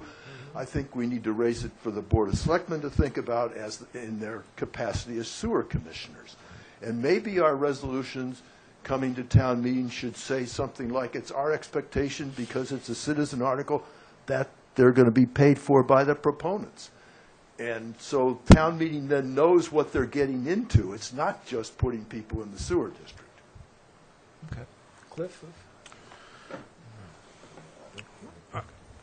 I think you're making some great points, and I would think that somebody has the answer to a lot of these things, because I've had a situation where people have built a house, they have a right-of-way in the road, but they don't owe a fee in the road. And under the Massachusetts, they changed the law, which I find ridiculous. It's kind of an eminent domain situation, but they're allowed to actually put in pipes in a private road that they don't own, because they've now got a right-of-way in the road. And I would think there'd be some sort of stipulation where they'd prevent, 30 houses all of a sudden. If there's a pipe going in the road, I thought once it connected to the sewer, there was certain rights again, because now you've connected to the town sewer. You wouldn't want 50 houses putting in 50 pipes down a road. You'd want one road, 8-inch, 6-inch pipe, and now, again, somebody would have certain privileges. So I think that somewhere along the line you could find answers to all that through council. Cliff, that's a good question. So clearly in that case, there are examples, I think Duke's Road, Tim will remember these, going out the Nantucket Road where there were spaghetti pipes. They were done piecemeal, and a new lot wanted one, and there are these little tiny pipes and so forth. But the clear understanding now is, let's take again the Hummock Pond example, that extension will be sized to take care properly of the lots involved, also to take care properly of anybody down Hummock Pond who's going to be pumped up through those pipes. So that, are you with it? We're trying to get at your issue. Also remember that when lines are extended, now the Board of Health in our regulations requires hookups, okay? So it's different if the line is not extended in front of your lot, but if there is a line in front of your lot, in order for public health purposes and all that goes with it, we require hookups. So, when it's a new house, usually it's not a problem. The guy wants sewer if it's available. So, Craig? I think you do raise an important point, Rick. For example, this Article 74 right off Tacoma Way here, where the developer, in fact, I remember him saying so, that he would pay for that line extension. You don't see it in here, though. You don't see it right. in I'm the sure article. he will in that case. Okay, I'm comfortable. He's operating in good faith. The fact that he's coming into the other article, I don't think changes his good faith. But, it doesn't have to be in the big super article. It could remain as a citizen article, and that might be the proper way to make sure we identify his interest and therefore his payment for it. That language should be in his article, that the Well, developer it could be in our intends to pay recommendation or not. And I think, there's going to be some contention about this. Let nobody misunderstand. We already have contention about who's going to pay for the betterments in the needs areas. But here we're talking about line extensions in non-needs areas. And to me, it's not necessarily the same formula, but maybe it is. I don't know the answer to that.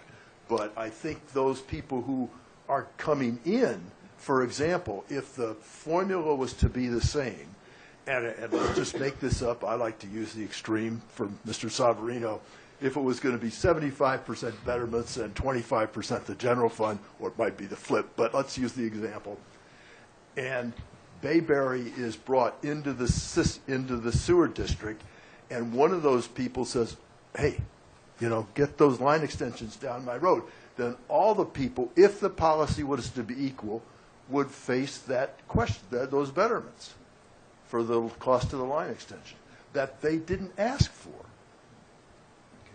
David? A couple of comments.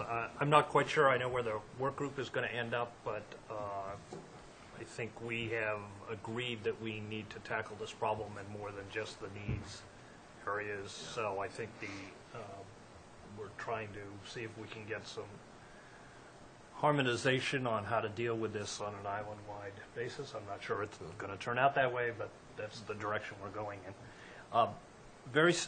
Two questions about these articles. The first is who proposed them, and the second is what's the rationale for taking out properties, particularly where there's quite clearly sewer, like on North Water Street and...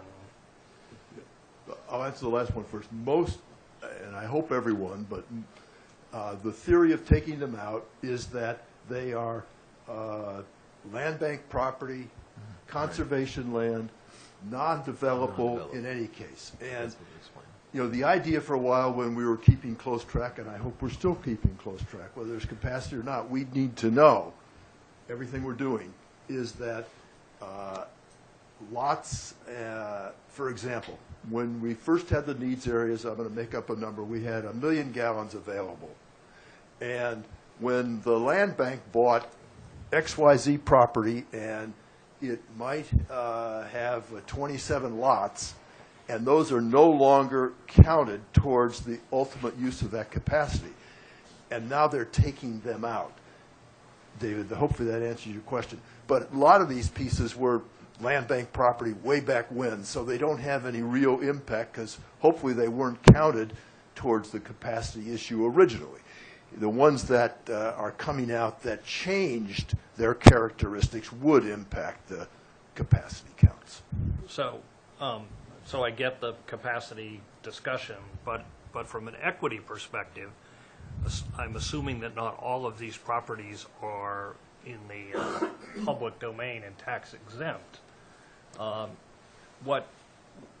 It strikes me that, now I've got my sort of work group hat on, is that if you're trying to build an equitable system and you've got stuff that's coming out, I mean, I get if it's land bank and stuff like that, but if we're taking out parcels that are on private ownership, and we don't, and I mean, I'm looking at this list, and I mean, it's a big list, David. I would be shocked if that's not what it is. You can ask the town manager, Andrew Vorse, checks through her. She's in charge of everything. And but I think it's clear that the understanding is that that's what these are, David. There should not be any lot coming out that has the potential to be developed and have a sewer line running by it in the future. That's correct. That's what the way that the planning director did. And I think that's generally the case. I'd be shocked. There might be one, but there should not be any. So answer the first part of the question. How did these get in? Is this from the planning department? This is from the planning department. Yes, this comes up through the town manager and recommendation to the Board of Selectmen. Jim, then Cliff. So we put this incident. So we put this on the warrant when the warrant was approved. January 27th or whenever it was. Things get on the warrant, let's be honest, before we've had necessarily the fullness of a discussion. So this is coming up because, as I say, it was one thing when you only had 5 of these lots 3 years ago. That's not the case today. In these 2 articles, count them. I don't know how many there are. There are a lot of lots between those 2 articles, gentlemen. Jim? I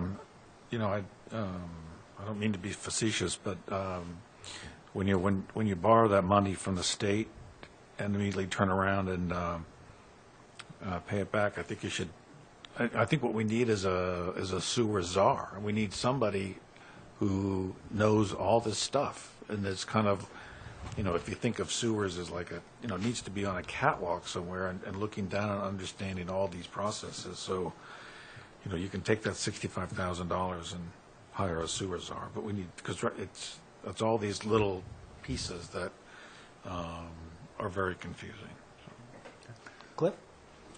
To David's point, I think I've seen where they take out, people request their lot be taken out because maybe they bought a brand new septic system, and under the Department of Health rules, that you have to hook into the sewer pipe if it goes by your house. Yeah, but we're not taking any lots out for that reason, Cliff. Okay. None. All right. None. Absolutely I not. thought I've seen that before. Well, if it's slipped through, please bring it to our attention, please, because that's not the intention. I believe, again, you mentioned this, when this was explained to us earlier, these were non-developable lots, land bank and the like. That's my understanding. Again, going back to, I'm just a little bit, if these passed the checklist and you've approved these, I'm a little bit loath to take the contrary view. But that being said, if we could add something in the motion writing about a more equitable line of payment or payment options, I think it's something we One review. idea might be to say that, and this is a line of reasoning, and I can understand this. We haven't committed how to pay for these in any case, so what's your problem, Mr. Atherton? Well, I'm a realist, guys. There is an issue here. But that's the line. So one approach is to say, nobody's committed that these are going to be paid for by anybody. So it doesn't hurt to put them in the district. Well, that logic suggests to me you put the whole island in the district because you don't care. And that's not what we're doing, and I don't think anybody intends to do that. But I'm making the extreme example to make the case. One of the rationale for Bayberry was it's close to, the Wellhead Protection District. Well, maybe, but there are lots all the way around the Wellhead Protection District. Look at it, that are not in the sewer district. So why was this one selected as opposed to another one? We could go around the Wellhead Protection District and say we're going to put everyone in. That means to me that the town administration and the town meeting is really deciding these are needs areas. And we're not limiting our needs areas to the report of the consultant, because in effect they become, they've got a priority over some other area. And I'm not quite sure why, and that's sort of why I'm asking the questions. Joe? Just wondering whether Rick's comments in this whole discussion really lead to, can you make an edit to the article that says, inclusion in the sewer district implies no public or any other financing for your connection or line extension? That's possible, but I think David knows the sewer work group, and others need to answer some more of these questions about what the implications are by being in the district. Joe, it's not quite that simple, I don't think. We can put the language in there, but I'd be loath to do that just for those reasons. There are other entities involved, the sewer work group, the Board of Selectmen, the planning people, so it would be a little bit brazen to be that extreme. To me, that's why. It just strikes me, that's sort of what you've been, this issue of this open-ended liability, or who's going to be bearing these costs, and it seemed to me, it would be nice if we put up a flag to the citizenry saying, just because we're including you doesn't mean that you're getting public financing or free connection or subsidized connection or any other kind of stuff, I agree, and probably at a minimum, if it's the pleasure of our board and your board that these go forward, that might be appropriate, okay? I can't speak for the board. I think that's a rational thing to do. But I think before that, you've got to answer some of these other questions. Not you, we all together. What rights and privileges do you have when you're incorporated in the sewer district? And are there any, I don't know what those are exactly. David? Yeah, my comment would be, I think at least since I've been involved with this committee, we've had far fewer of these come before us. There've been a few here and a few there, and they were easier to, That's true. to pass on. Right. There's such a large number that, and I can tell you that the work group isn't going to have anything for town meeting, and quite frankly, we're going to have engage in a community discussion, because I think we'll probably come up with some things that are a little, that are worthy of a community discussion. Putting all of these in and then having a community discussion seems premature to me. So, think about it another way. If these lots are not seeking to come in, again, I separate sort of the citizen article issue from the planning and the town administration perspective, then holding off a year until we're clear on these may not be the worst thing. Now, I'm not sure my board is there. I am not suggesting that I know the answer to that. But I think as you think through what we're doing here, that's always an option. Mr.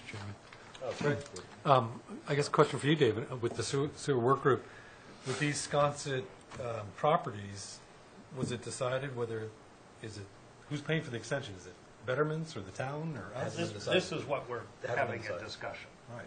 And I think what we have, part of what we're discussing is whether we need to step back and relook at this whole thing, and are we at a point, rather than just trying to piecemeal, and this comes from the new, needs areas, but are we at the point where we should try to harmonize how we approach this and get some equity across the island versus just, coming up with yet another scheme for another part of the island? Well, And that's, Mr. Chairman, to further on, Article 55 earlier on is taking a large area and going from Lug 2 to Lug 1, and there's talk there now of adding some of those areas to the sewer. So it does make a wider discussion, necessary, I think. so I think Jim Kelly's suggestion we have a czar is a good one. I appoint him as the czar. There you go. Who do you want? Mr. Savarino, your experience in sewers is vast, so help us. Everything you always wanted to do in government, right? Be an expert on sewer work. But, Mr. Chairman, I would just speak for the ratepayer in this discussion, which is a position I always tried to take on the Finance Committee, and I know Dave has taken my spot there, but the ratepayer can't bear another dollar. I mean, the inequities that have developed over the history of this project are hard to recount in a short amount of time. You've got people on Surfside Road paying and subsidizing the people on Baxter Road. I mean, it's just not right. And so to have a kind of an approach island-wide to pay fairly for our sewer infrastructure, I hope Dave can get the ball over the finish line on that, because it's long overdue. And it's really unfair the way it is right now. Really unfair. And so I think that I also wanted to comment on removing parcels, just a little bit of history on why I think, and I haven't been here to every meeting like I have been in the past, but I believe the count was flawed to begin with. Early on, if you think about the politics that went into developing the sewer districts, you had the pro-building folks and the anti-building folks, and the number got inflated, I think rightly or wrongly. To remove parcels that should have never been in there in the first place is a fair thing to do. So I think Rick's been working really hard, and Dave and others, to get transparency and to get the facts down, so we're making rational decisions and not emotional decisions. So I think that's a good thing. I wouldn't want to penalize people, the Anthonian, for their lot. Let's say if that's one of them. I'm just picking an example other than a land bank. They were never going to build a secondary dwelling on the lot next to the Anthonian, but it was counted. And so those kind of things, I think, do need to be cleaned up. Okay. I'm in total agreement with Tim on that. No problem. Just to be clear, I'm not suggesting we don't remove lots. But to the underlying premise, Mr. Chairman. Yep. And the underlying premise is, and I would just remind you all have the power of the appropriation. And although Rick is worried about, expectations and promises and so on and so forth, without an expectation, there is no deal. Right. The Finance Committee controls all appropriations. So if there isn't one, then you could get a legal opinion on this. But if there isn't an appropriation to go along with the approval, I would say you're in pretty good shape. So. Okay, so I'm going to repeat that because I'm, like I said, I'm being simple here. The selectmen have approved these articles. They are passing the checklist. Is that correct? Let's be clear about Let's be clear what the selectmen did. I just want to be sure. The vote was about whether the vote at town meeting will be 50% or 2/3. Yeah. That's all they did. That's all the selectmen did. That's all they did. Yeah, Not so the that other they might, planning board- and what the selectmen often have done with the sewer articles is after you Right. after you recommend or don't, we choose to recommend or not. Yeah. Okay. So we have not taken a vote specifically on whether we recommend these. We agreed to put them on the warrant. Putting them on the warrant is not a recommendation of support for the article. You can see a lot of articles in there where the board might not approve of them, but they're there. Moving, and the other thing, I just want to be sure I'm clear. The checklist, did it meet the criteria for these articles? Yeah, another part of our discussion, which we're going to follow up on, interesting, the checklist. So there's the old checklist, the new checklist, but whatever checklist Whatever it checklist is in play now. Whatever checklist is in play. Okay. So for these articles, the checklist was done, as I understand it, in total. Okay. All right? In total. So one of the issues is that the checklist for this lot or these 6 lots might be very different from the checklist for those 6 lots over there. So one of the questions asked at our board meeting was, can we see the checklist by lot or rational grouping of lots? They might be different. I don't know if they passed in the totality or whether they did the individual ones and added them up and took, I don't know what they did. We don't have a clear understanding of that, although my sense was, and maybe the town manager can comment, that it was done in the totality. Okay. Okay? Jim, go ahead. I'm sorry.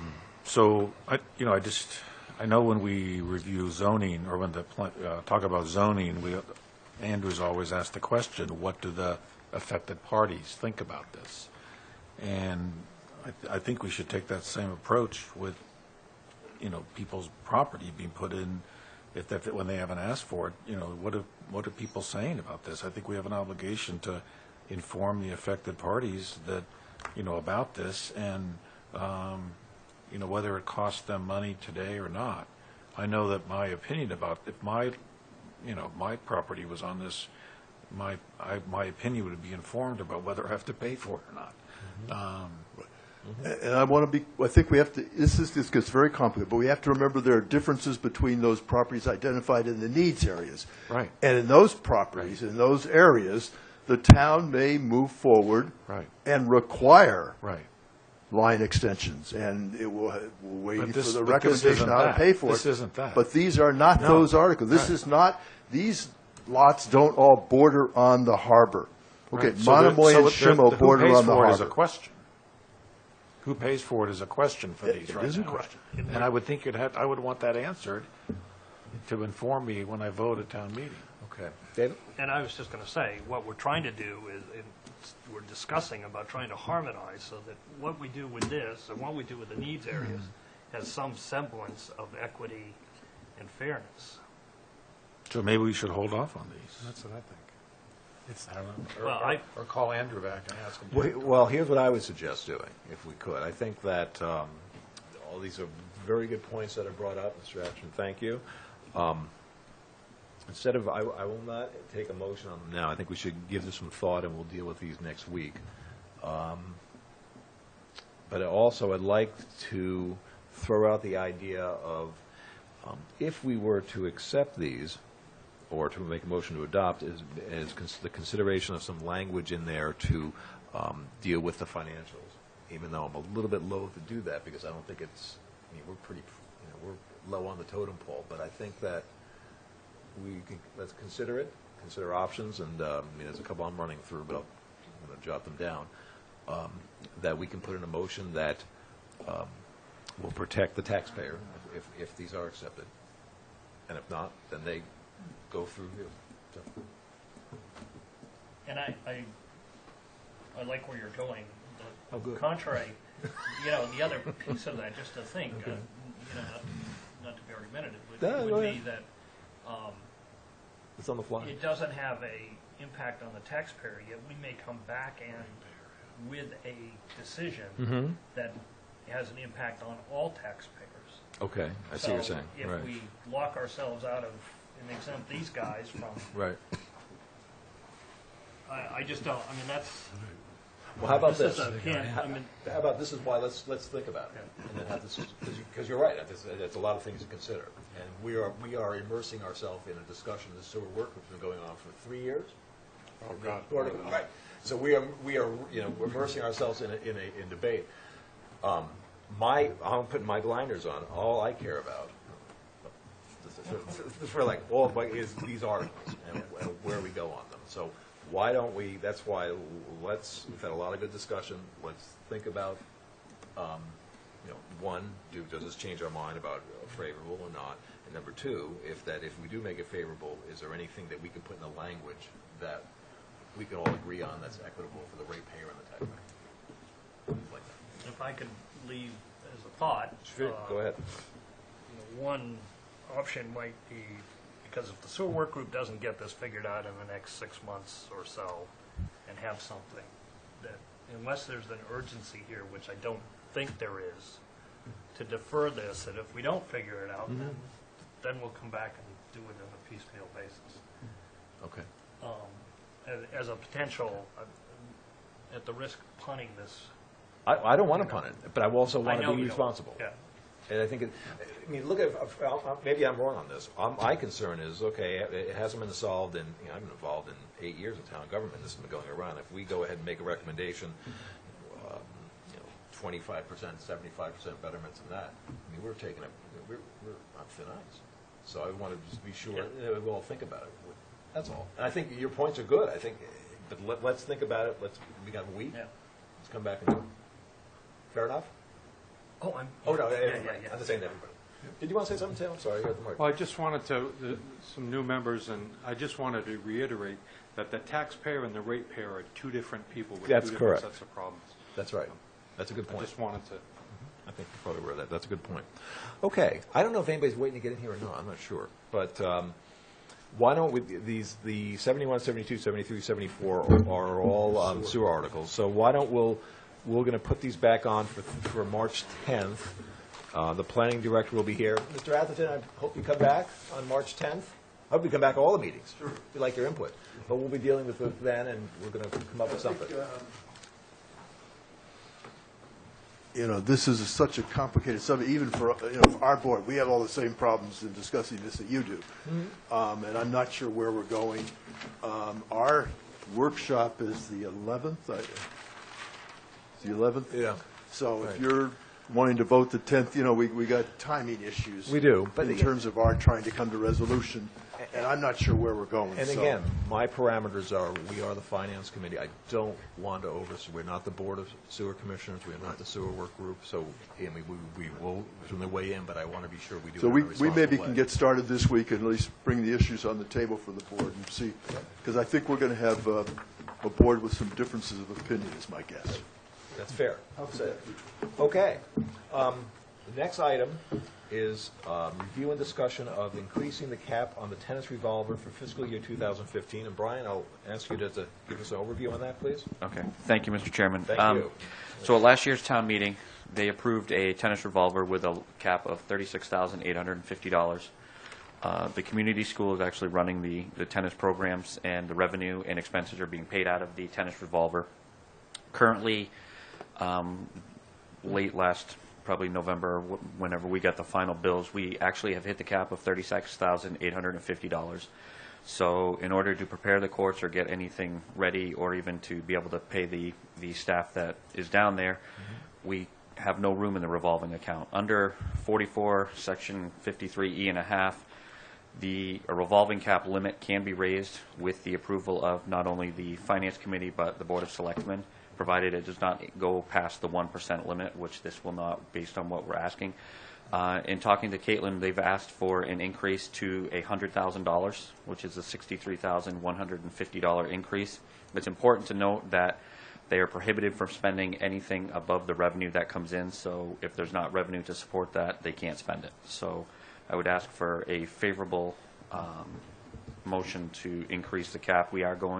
I am going before the Board of Selectmen on Wednesday night to ask for their approval as well. Okay. Questions? Great. So, Brian, do they support that 100,000 They do. figure? Yes. Thanks. I'll make a motion, we do that. Okay. No motion. Is there a second? Second? Discussion? All those in favor? Aye. Good. Okay, great. Thank you very much. You guys good luck with the board. I hope you're listening. All right, the date of the next meeting is tomorrow, March 3rd, 4:30 at the school, and we'll be discussing the new fire station appropriation, the new school, and CPC. And I would suggest reading up on the information. On the CPC, there may be some information coming on the financial aspect and legal aspect. We're still researching out. So once I get that, I will send it on to you, and we'll be ready to discuss that tomorrow. Oh, yes. As I recall, we couldn't muster a quorum on CPC because so many of us had to step down, and we were in a conundrum Yep. about that. Yep, yep. And Yep, that's a good point. What's the rule? Once you have a quorum, isn't it? There's some, I got an opinion on that. Good. Bear with me on that one for a second. I got an opinion. Rules of necessity. Okay. Okay, you know what I'll do? How about this? I'll send this around to everybody instead of me reading it. It's long. I think we're Does okay. it- I think we're okay on that. don't send it, I accept your word of interpretation. Well, I'm going to send it anyway, but okay. I did that back on December 17th, and I was negligent. All right, here, I'll just read it quickly. The rule of necessity should be invoked by one or more of the otherwise disqualified members upon advice from the town or city council or the state ethics commission. If it is proper for the rule of necessity to be used, it should be clearly indicated in the minutes of the meeting that as a result of disqualification of members due to conflict of interest, the board lacked the sufficient number of members necessary to take a valid vote, and as a last resort, that all those disqualified may now participate under the rule of necessity. So as long as it's called out, again, each disqualified member who wishes to participate under the rule of necessity first must disclose publicly the facts that created the conflict. So as long as the members say, okay, I'm on the hospital board, or I'm on something, Yep. then we're thinking fine. Okay. No, I don't think any disclosures will need to be fine, or just that. But I will send this out. I think that's probably a good idea for tonight. I think we're okay. All righty? Good job. All right, so, a motion for adjournment? So moved.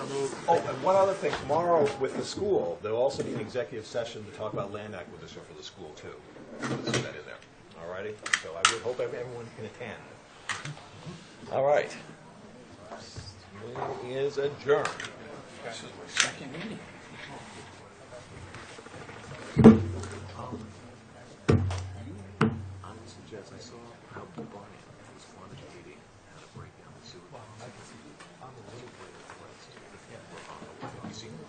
Oh, yeah, okay. I saw it on Friday, I was like, now we're finally getting somewhere.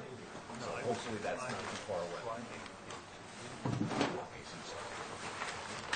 So the other one I'm on is Central Recreation. It's someone, my friend, get held to. What is your problem? You're on the right track. Don't throw this off the list.